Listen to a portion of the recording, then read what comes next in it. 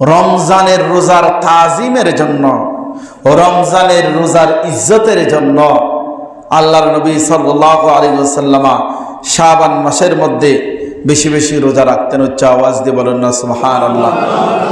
আমার কথা নয়, হযরতে আনাস ইবনে মালিক রাদিয়াল্লাহু তাআলা আনহু থেকে বর্ণিত, তিনি বলেন রাসূল করিম সাল্লাল্লাহু আলাইহি ওয়াসাল্লামকে জিজ্ঞেস করা হলো, কিলা ইয়া রাসূলুল্লাহ সাল্লাল্লাহু আলাইহি ওয়াসাল্লাম আইয়ুস সাওমি আফদালু?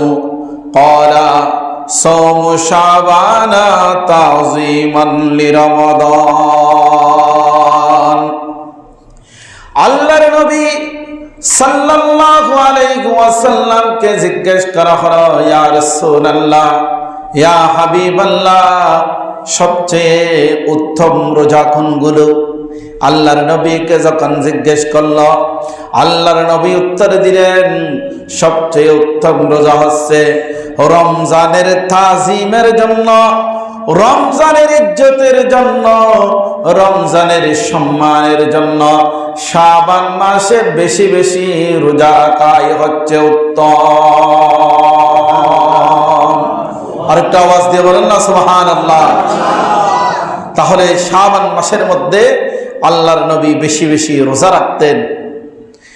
এরপরে আল্লাহর নবীকে জিজ্ঞাসা করা হলো, ক্বালা ফাআইয়ুস সাদাকাতি আফদালু? ক্বালা সাদাকাতুন ফি রমাদান। আল্লাহর নবীকে জিজ্ঞেস করা হলো, ইয়া রাসূলুল্লাহ, ইয়া হাবিবাল্লাহ, কোন সদকা কোন সময় দান করলে বেশি উত্তম? আল্লাহর নবী উত্তরে দিলেন যে রমজান মাসের মধ্যে দান করলে, রমজান মাসের মধ্যে সদকা করলে এটাই হচ্ছে বেশি বেশি উত্তম। উচ্চ আওয়াজ দিয়ে বলুন না সুবহানাল্লাহ। সম্মানিত মুসল্লিন ইকরাম, বুখারী শরীফের প্রথম খণ্ডের মধ্যে কিতাবুস সাওমের মধ্যে একটি হাদিস আসতেছে। হযরতে মা আয়েশা সিদ্দিকা রাদিয়াল্লাহু তাআলা আনহা থেকে বর্ণিত, তিনি এই হাদিস কানা নকল করতেছেন যে শাবান মাসের মধ্যে রাসূল আকরাম সাল্লাল্লাহু আলাইহি ওয়াসাল্লামের আদত মুবারক, আল্লাহর নবীর অভ্যাস মুবারক কিরকম ছিল এটা বর্ণনা করতেছেন।